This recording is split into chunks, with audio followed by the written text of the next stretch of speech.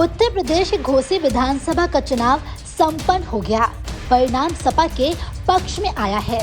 इस चुनाव परिणाम से ना तो किसी का नुकसान होना था और ना ही कोई विशेष फायदा होना था, लेकिन ये चुनाव एक टेस्ट था एनडीए और इंडिया गठबंधन का। एक टेस्ट था सपा छोड़ बीजेपी में शामिल होने वाले सुबह सपा के अध्यक्ष ओम प्रकाश राजभर का। ये टेस्ट था योगी सरकार के कुछ मंत्रियों का। इस चुनाव को जीतने के लिए बीजेपी की तरफ से प्रदेश अध्यक्ष भूपेंद्र चौधरी, उप मुख्यमंत्री ब्रजेश पाठक और आईएएस अधिकारी से नेता बने भूमिहार बिरादरी के अरविंद कुमार शर्मा का। उधर ये टेस्ट था सपा के पावरफुल नेता शिवपाल यादव का। चुनाव परिणाम ने ये बता दिया कि शिवपाल यादव की रणनीति आज भी सफल है, जबकि सपा प्रमुख अखिलेश यादव का पीडीए यानी पिछड़ा दलित और अल्पसंख्यक वाला फॉर्मूला भी सफल रहा। इस चुनाव के बाद प्रदेश के बड़बोले नेता ओम प्रकाश राजभर को लेकर बीजेपी ने जरूर सोचना शुरू कर दिया होगा। ओम प्रकाश राजभर ने इस चुनाव को लेकर जिस तरीके से बयान दिया था, खास करके जिस दिन वोटिंग हुई थी, वोटिंग के बाद ओम प्रकाश राजभर ने जिस तरीके से एक निम्न स्तरीय नेता की तरह बयान दिया था, उसे अगर बीजेपी के नेताओं ने ध्यान से सुना होगा तो शायद ओम प्रकाश राजभर को लेकर एक बार से विचार करने लगे होंगे। घोसी उपचुनाव में बीजेपी की तरफ से दारा सिंह चौहान चुनाव लड़ रहे थे। इन्हीं की वजह से यह उपचुनाव हुआ था। 2022 में उन्होंने सपा के उम्मीदवार के रूप में जीत हासिल की थी। कुछ महीनों बाद उनका सपा से मोहभंग हो गया था। उन्होंने सपा से इस्तीफा देकर भाजपा का दामन थाम लिया था। इस तरह घोसी उपचुनाव में बीजेपी ने उन्हें अपना उम्मीदवार बनाया, जबकि सपा ने सुधाकर सिंह पर भरोसा जताते हुए उन्हें अपना प्रत्याशी बनाया था।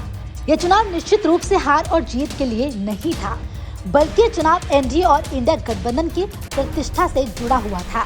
भाजपा प्रत्याशी को जिताने के लिए बड़े बड़े नेताओं ने वहां कैंप कर रखा था। खास करके भाजपा प्रदेश अध्यक्ष भूपेंद्र चौधरी और उप मुख्यमंत्री ब्रजेश पाठक ने शायद पार्टी से ज्यादा अपनी प्रतिष्ठा का सवाल बना लिया था। सुहेलदेव समाजवादी पार्टी के अध्यक्ष ओम प्रकाश राजभर शुरू से दावा करते आ रहे थे कि घोसी से सपा प्रत्याशी की जमानत जब्त हो जाएगी। बीजेपी को भी भरोसा था कि शायद ओम प्रकाश राजभर का जादू वहां चलेगा, लेकिन बीजेपी का राजभर पर भरोसा करना महंगा साबित हुआ। वोटिंग के दिन तो राजभर ने हद ही कर दी। वोटिंग समाप्त होने के बाद उन्होंने जो बयान दिया था वो इतना निम्न स्तरीय था जिसकी आज भी चर्चा हो रही है। लगभग हर चुनाव में सभी पार्टियां अपने अपने जीत के दावे करती हैं। ये कहना कि उनकी पार्टी या उनकी पार्टी का नेता भारी बहुमत से जीत रहा है एक तकिया कलाम सा बन गया है, लेकिन किसी नेता का ये कहना कि उसे यहाँ तक पता है कि किस बूथ नंबर पर किसको कितना वोट मिला है, हास्यास्पद लगता है। आमतौर पर ऐसी बातें कम पढ़े लिखे लोग या फिर बड़बोले टाइप के लोग करते हैं। लोग एक परिपक्व नेता के मुख से ऐसे हल्के बयानों की उम्मीद नहीं करते हैं। ओम प्रकाश राजभर का वोटिंग के बाद का यह बयान आज भी मौजूद है। उस बयान को आज बीजेपी के नेताओं के साथ साथ अन्य लोग भी सुन रहे होंगे।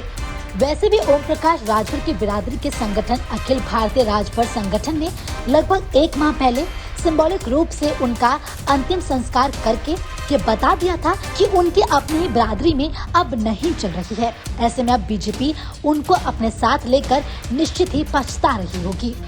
घोसी का चुनाव परिणाम बहुत कुछ संदेश देकर गया है। सपा के नेता शिवपाल की रणनीति तो चली ही है। अखिलेश यादव का एक समीकरण पीडीए यानी पिछड़ा दलित और अल्पसंख्यक का असर भी देखने को मिला है। इस चुनाव परिणाम के बाद दोनों गठबंधन कुछ न कुछ सबक जरूर लेंगे। संभव है कि आने वाले लोकसभा चुनाव में दोनों गठबंधनों से कुछ पार्टियां आउट होंगी, जबकि कुछ अन्य दल किसी न किसी गठबंधन में शामिल होंगे। लेकिन यह तय है कि अब ओम प्रकाश राजभर का राजनीतिक सफर आसान नहीं रहने वाला है। फिलहाल के इस वीडियो में इतना ही। उम्मीद करते हैं वीडियो आपको पसंद आया होगा। इस वीडियो को लाइक करें, अपने दोस्तों के साथ इस वीडियो को शेयर करना बिल्कुल ना भूलें। वीडियो पर आपकी क्या राय है, अपनी राय हमें कमेंट कर जरूर बताएं। इसी तरह की खबरों के लिए देखते रहें सहारा समय डिजिटल।